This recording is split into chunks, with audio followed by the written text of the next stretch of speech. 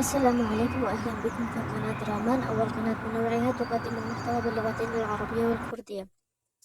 اليوم سنكمل موضوعنا عن إدارة الذات، وسنتحدث عن نموذجين، الأول غربي والثاني إسلامي في إدارة الذات، وهما نموذج الهرم ونموذج الشجرة.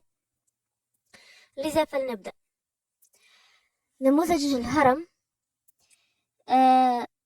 وهو غربي، يقومون بتقسيم الهرم إلى 4 أقسام. في قاعدة الهرم توجد القيم العليا. ما هي القيم؟ هي في الواقع الغرض منها أن تكون بديلة للدين، لأنه كما تعلمون في الغرب قاموا بفصل الدين عن الدولة، ولذلك فهم في كل دراستهم وعلمهم يحاولون تجنب الحديث عن الدين بشتى الوسائل. لذلك قاموا بوضع القيم العليا في أسفل الهرم بدلا من الجانب الروحي والروحانيات والدين. حسب هذا النظام يقوم الإنسان باختيار مثلا 5 قيم، وهي قيم أساسية له في الحياة. والآن سوف نعلم لماذا هذا الموضوع خاطئ. مثلا توجد الكثير من القيم، حتى أن هناك بعض الكتب والمراجع والمواقع يقومون بوضع مئات وآلاف القيم ويخبرون الناس بأن عليهم الاختيار 5 قيم من بينها، رغم أنها جميعا مفيدة ولا يمكن للإنسان الاستغناء عنها إذا أراد أن يعيش حياة سوية. مثلا ماذا أقصد بالقيم؟ مثلا قيمة الأسرة، الصحة، الإيثار، الأمانة، العدل، الإبداع، الاستقلالية،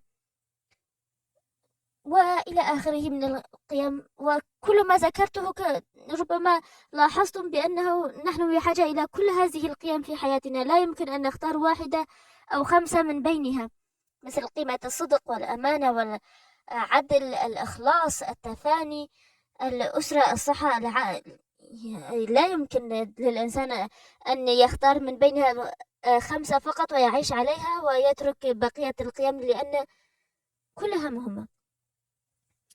المهم، بعد القيم العليا تأتي الأهداف الكبيرة، أهداف بعيدة المدى، أي أنها تحتاج لسنوات لتحقيقها.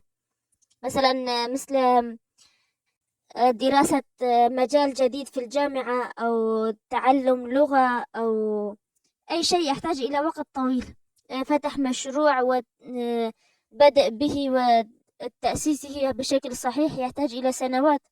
المهم، في وبعدها أهداف قريبة المدى، مثلا تحتاج لبضعة أسابيع أو بضعة شهور لتحقيقها.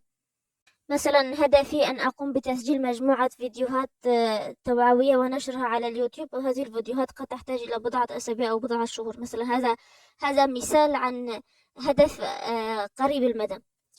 أما في أعلى الهرم، أعمال يومية، أي شيء أقوم به بشكل يومي حتى أحصل في النهاية على أهدافي القريبة المدى التي وضعتها وأهدافي بعيدة المدى التي وضعتها. هذا باختصار هو النموذج الغربي لإدارة الذات. ولنرى النموذج الذي أعتبره أنه الصائب، وهو النموذج الإسلامي، وسيتضح لكم الآن لماذا أعتبره أنه الأصح. وهو هذا النموذج عبارة عن شجرة، والشجرة كما تعلمون تتكون من جذور، وساق للشجرة أغصان عريضة وأغصان رفيعة وأوراق. كل واحدة منها تمثل شيئا في هذا النموذج. مثلا الجذور تمثل العقيدة، أي شيء نعتقده كمسلمين. الإيمان طبعا، مثلا نعتقد بوجود الله ووحدانيته، نعتقد بصواب الصدق والأمانة وكل القيم العليا. نحن لا نختار 1 أو 2 أو 5 منها، نحن نؤمن بكل القيم العليا وبأهميتها في الحياة، كما أننا نؤمن بوجود حياة آخرة يحاسب فيها الإنسان على أعماله سواء كانت خيرا أم شرا.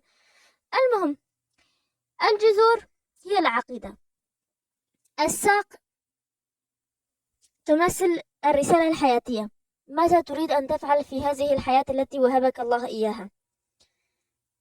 ماذا تريد أن تنجز؟ ما هو هدفك في الحياة؟ مثلا قد يكون شخص ما يريد أن أن يربي أبنائهم تربية جيدة، يحفظهم القرآن كي لا يتم التغرير بهم في هذا الزمن، ويتم الاحتيال عليهم وإيهامهم بأن دينهم خاطئ وأنهم مجرد ناس متخلفين وهمجيين كما يتصورهم البعض، وهذا أمر خاطئ تماما. من إذا أراد الإنسان أن يكون لديه مناعة من كل هذه الأمور، يجب أن يكون لديه تأسيس جيد في دينه، يجب أن يعلم ما الخطأ وما الصواب في دينه، ويجب أن لا يقرأ أي كتاب يقع بين يديه، فتوجد الكثير من الكتب التي تضل أكثر مما تهدي للأسف.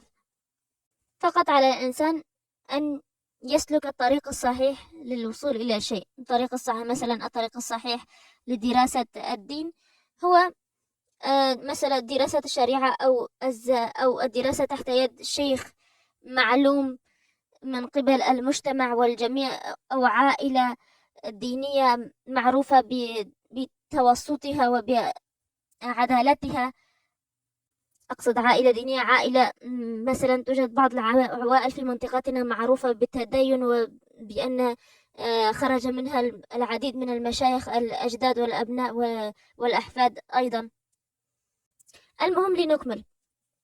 الأغصان الغليظة تمثل الأهداف الكبيرة التي تحتاج لبضع سنوات لتحقيقها، كما قلنا مثلا دراسة لغة معينة، أو دراسة أو تغيير الكارير أو تغيير العمل. إذا أردت تعلم مهارة جديدة لتغير عملك، تستقيل من وظيفتك وتعمل بشيء آخر، هذا يحتاج لسنوات حتى تتعلم. أي شيء يحتاج لبضع سنوات، مثلا حفظ القرآن الكريم يحتاج لسنوات، وكل سنة مثلا إذا أردت أن تختمه، إذا تحفظه في سنتين، إذن عليك أن تحفظ نصفه في أول سنة ونصف الثاني في السنة التي تليها، وهكذا، وتقسم الصفحات على الأيام، وهكذا ستعلم في كل يوم كم المقدار الذي عليك أن تحفظه.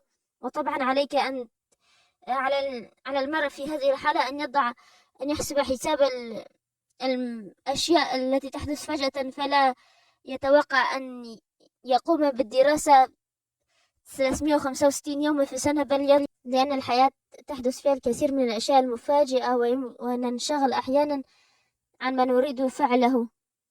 المهم، الأغصان الصغيرة هي تمثل أهداف صغيرة يمكن تحقيقها خلال أسابيع أو شهور.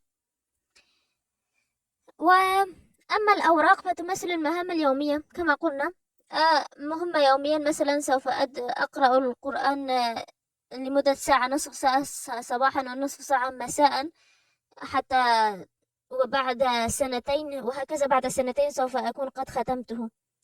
هذا مجرد مثال، يمكن أن تطبقوا هذا الأمر على أي شيء آخر تريدون دراسته أو تعلمه. وربما قد علم بعضكم أن مصدر هذا الكتاب هو كتاب للدكتور محمد أمين شحاتة بعنوان إدارة الوقت بين التراث والمعاصرة. وأختم هذا الفيديو بقول عمر بن الخطاب، حيث قال: إني أكره الرجل يمشي سبهللا، لا في أمر الدنيا ولا في أمر الآخرة. إذا كان لديكم أي سؤال أو استفسار عن إدارة الذات، يمكنكم وضعه في التعليقات أو في حساب رامان على الإنستغرام. في الأسبوع القادم سوف نبدأ بجانب آخر من جوانب عجلة الحياة المتوازنة، وهو جانب العادات.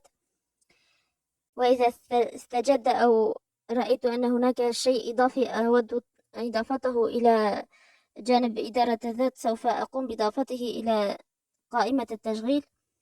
وإلى أن ألقاكم في فيديو آخر، لا تنسوا ابغوا الخير للغير، لأن ما يصيبهم من خير لا ينقص من رزقكم شيئا. والسلام.